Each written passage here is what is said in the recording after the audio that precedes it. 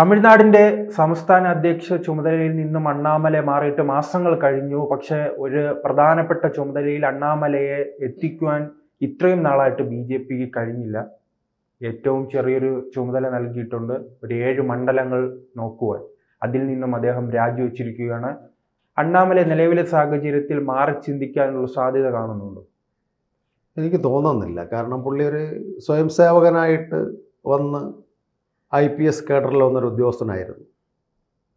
അന്നത്തെ തമിഴ് രാഷ്ട്രീയത്തിൻ്റെ റെക്കമെൻഡിൽ നിന്നും വിളിച്ച് പറയുന്ന കേൾക്കാൻ അസഹിഷ്ണുത തോന്നി IPS ഉപേക്ഷിച്ചിട്ട് അദ്ദേഹം BJPയിൽ വന്നതാണ്.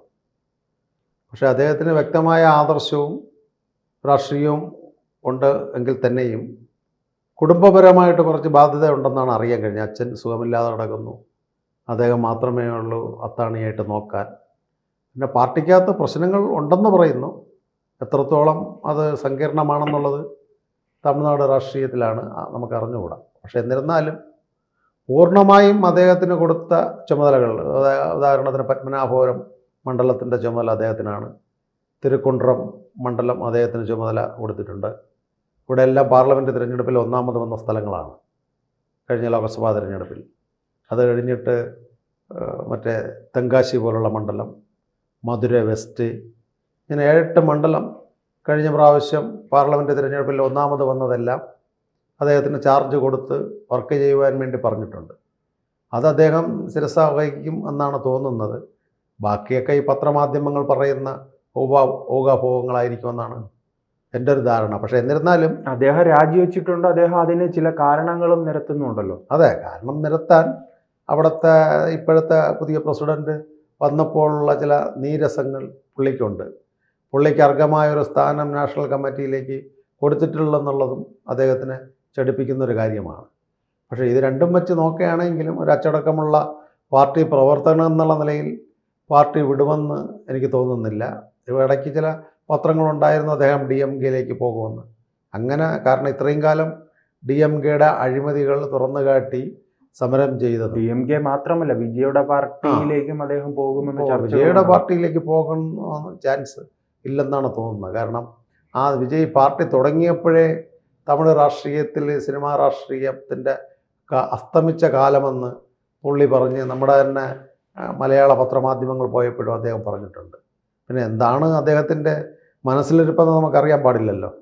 അദ്ദേഹത്തിന് എന്താണോ നല്ലതെന്ന് തോന്നുന്നത് ചിലപ്പോൾ ചെയ്തേക്കാം. പക്ഷെ എന്നാലും ഒരു ആദർശ ശുദ്ധിയുള്ള സ്റ്റേറ്റ് പ്രസിഡൻ്റ് എന്നുള്ള നിലയിൽ, കറപ്ഷൻ ഇല്ലാത്തൊരു IPS കാരൻ എന്നുള്ള നിലയിൽ നരേന്ദ്രമോദിയെയും അമിത്ഷായെയും വളരെ ഇഷ്ടമുള്ളൊരു നേതാവെന്നുള്ള നിലയിൽ പാർട്ടി വിടുമെന്ന് എനിക്ക് തോന്നുന്നില്ല. എന്തെങ്കിലും അസംബ്ലി തിരഞ്ഞെടുപ്പ് ഈ വരുന്ന കേരളത്തോടൊപ്പം തന്നെ തമിഴ്നാട്ടിലും അസംബ്ലി തിരഞ്ഞെടുപ്പ് അർഹമായ, ഇപ്പോൾ അറിയാൻ കഴിഞ്ഞത് സുരക്ഷിതമായ ഒരു സീറ്റിൽ നിന്ന് അദ്ദേഹത്തിനെ അസംബ്ലിയിലേക്ക് അയക്കണം എന്നാണ് തമിഴ്നാട് ഘടകത്തിൻ്റെ പാർട്ടിയുടെ തീരുമാനം, BJP തമിഴ്നാട് ഘടകത്തിൻ്റെ.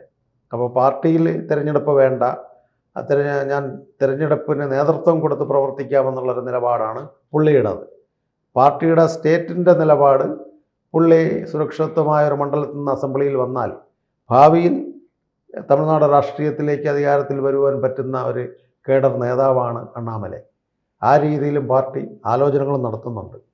പക്ഷെ അങ്ങനെയാണ് എങ്കിൽ അദ്ദേഹം അസംബ്ലി തിരഞ്ഞെടുപ്പിൽ മത്സരിക്കുവാൻ സാധ്യത ഉണ്ടാകും. ഈ തമ്മിലടിക്കുന്ന സാഹചര്യത്തിൽ വലിയ തിരിച്ചടി ഉണ്ടാകില്ലേ? കാരണം രണ്ടുപേരും പ്രധാനപ്പെട്ട നേതാവാണ്. നിലവിലെ പ്രസിഡന്റും അതോടൊപ്പം തന്നെ പഴയ പ്രസിഡന്റും തമ്മിലുള്ള ഈ തർക്കങ്ങൾ പാർട്ടിയെ സ്വാഭാവികമായി ബാധിക്കില്ലേ? അല്ല, നയനാർ നാഗേന്ദ്രൻ എന്ന് പറയുന്നത് തമിഴ്നാട്ടിലെ ഒരു ജനകീയനാണ്. AIDMK-യിൽ നിന്നപ്പോൾ പോലും അദ്ദേഹം മറ്റുള്ള പനിനീർ സെൽവത്തിനേക്കാളും ജനകീയനായിരുന്നു. അപ്പോൾ അദ്ദേഹത്തിന് ഒരു കറപ്ഷൻ ഇല്ലാത്തൊരു AIDMK, എല്ലാ AIDMK നേതാക്കളും ഭയങ്കര, ഇദ്ദേഹത്തിന് അങ്ങനത്തെ കറപ്ഷൻ ഇല്ല, ഭൂസ്വത്തുകളുള്ളൊരു നേതാവാണ് നയനാർ നാഗേന്ദ്രൻ. അപ്പോൾ അദ്ദേഹത്തെപ്പോലുള്ള ഒരാളെ പാർട്ടി തമിഴ്നാട് ഘടകത്തെ ഏൽപ്പിച്ചത് അദ്ദേഹത്തിൻ്റെ സമുദായവും അദ്ദേഹത്തിൻ്റെ ആ കറപ്ഷൻ ഇല്ലാത്ത ലീഡർ എന്നുള്ള നിലയിൽ തമിഴ്നാട് ജനത സ്വീകരിക്കും തയ്യാറായതുകൊണ്ടാണ് അദ്ദേഹത്തെ തമിഴ്നാടിൻ്റെ ഭാരതീയ ജനതാ പാർട്ടിയുടെ സംസ്ഥാന പ്രസിഡന്റാക്കിയത്. എന്തുകൊണ്ടായിരിക്കും അണ്ണാമലൈ ഇത്രയും നാൾ കഴിഞ്ഞിട്ട് പരിഗണിക്കാത്തത്? എന്താണ്? പല നേതാക്കൾക്കും പല ചുമതലകളും ഏത് ചുമതല നൽകണമെന്ന് കൃത്യമായി ഇന്ത്യയിൽ അറിയാവുന്ന പാർട്ടി BJP ആണ്. അതെ, എന്നിട്ടും ഇദ്ദേഹത്തെ എന്തുകൊണ്ട് ഇങ്ങനെ ഒഴിവാക്കി നിർത്തിയിരിക്കുന്നു? അതെനിക്ക് തോന്നുന്നു ഇനിയിപ്പോൾ പുതിയ നവീൻ നിതിൻ പുതിയ പ്രസിഡൻ്റായി അവരോധിച്ചു. അദ്ദേഹം തിരഞ്ഞെടുപ്പ് നടക്കുന്ന സംസ്ഥാനങ്ങളിലെല്ലാം യാത്ര ചെയ്യുന്നു. 6-ാം തീയതി കേരളത്തിൽ യാത്രയാണ്. കേരളത്തിൽ വന്നിട്ട് ബൂത്ത് ലെവലിലുള്ള കാര്യകർത്താക്കളുമായിട്ട് അദ്ദേഹം സംവദിക്കും. ഏതൊക്കെ മണ്ഡലം കിട്ടുന്ന സ്ഥലങ്ങൾ, നേമം പോലുള്ളത്, വട്ടിയൂർക്കാവ് പോലുള്ളത്, തിരുവനന്തപുരം പോലുള്ളത്, പാലക്കാട് പോലുള്ള മണ്ഡലങ്ങളിൽ ശ്രദ്ധ കേന്ദ്രീകരിച്ച് അതിനുള്ള പ്രവർത്തന ബാന്ധവം അദ്ദേഹം കാര്യകർത്താ ശിബിരത്തിൽ അവതരിപ്പിക്കുമെന്നാണ് തോന്നുന്നു. 6-ാം തീയതി ഇവിടെ വരുന്നു. തമിഴ്നാട്ടിൽ പോയി തിരുക്കുണ്ട്രം, അതുപോലെ പത്മനാഭപുരം, അതുപോലെ നമ്മുടെ തമിഴ്നാട്ടിൻ്റെ പല മണ്ഡലങ്ങളും, ചെന്നൈ വെസ്റ്റ്, കോയമ്പത്തൂർ തുടങ്ങിയ സ്ഥലങ്ങളിൽ മണ്ഡലത്തിൻ്റെ പ്രത്യേക പ്രഭാരിമാരുടെ മീറ്റിങ്ങുകൾ അദ്ദേഹം കണ്ടക്ട് ചെയ്തു. അതിന് വേണ്ട നിർദ്ദേശങ്ങൾ കൊടുത്തു. സമുദായ നേതാക്കളുമായിട്ട് സംസാരിക്കേണ്ട നേതാക്കളെ ബന്ധപ്പെട്ടു.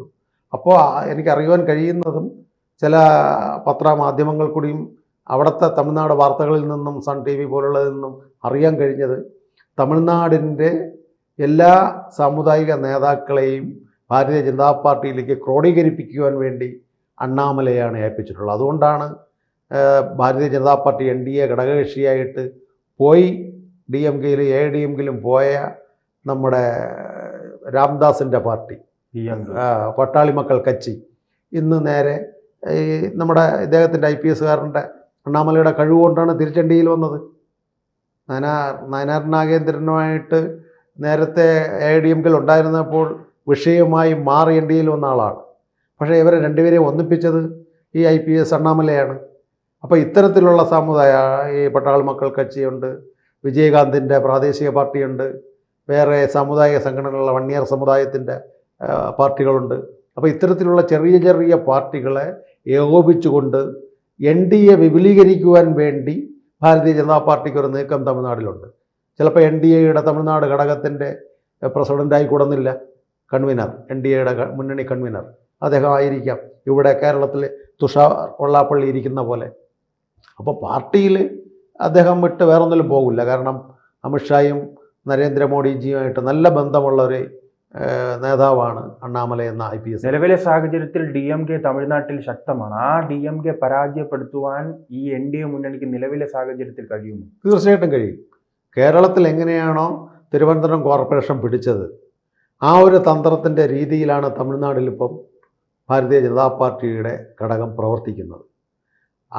DMKക്കകത്ത് തന്നെ അമർഷമുള്ള പല നേതാക്കളുമുണ്ട്.